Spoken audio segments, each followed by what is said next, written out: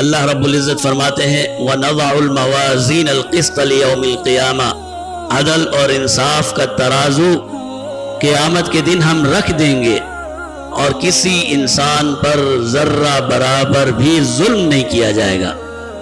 جس کا جو بھی عمل ہوگا اس نامہ اعمال میں تولا جائے گا، چاہے وہ کتنا بڑے سے بڑا عمل کیوں نہ ہو، اگرچہ احد پہاڑ ہی کیوں نہ ہو، وہ بھی تولا جا سکے گا، اور چھوٹے سے چھوٹا عمل بھی کیوں نہ ہو، فرمایا وہ بھی اسی ترازو میں رکھا جائے گا۔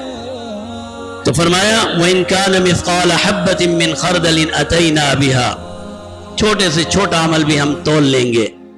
وَكَفَى بِنَا حَاسِبِينَ، اور تمہارے حساب اور کتاب کے لیے ہم کافی ہیں۔ آپ کا رب کہہ رہا ہے آپ کا حساب کتاب اتنا بڑا نہیں ہے کہ ہمارے معیار میں نہ آ سکے، نعوذ باللہ۔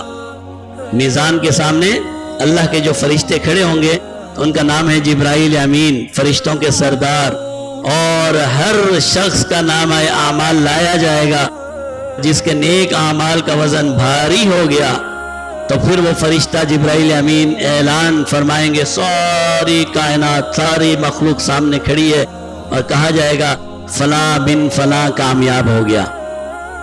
اور جس کا بایاں پارٹ وزنی ہو گیا، اور تو وہیں سے اعلان کیا جائے گا کہ فلاں جس پر وہ جو بھی ہو اللہ معاف فرمائے، وہ عالم ہو، مفتی ہو، قاری ہو، مجاہد ہو، کوئی بھی ہو، وزیر ہو، مشیر ہو، کوئی بھی ہو، تو فرمایا وہیں سے اعلان کیا جائے گا کہ فلاں بن فلاں ناکام ہو گیا۔ اللہ محفوظ فرمائے۔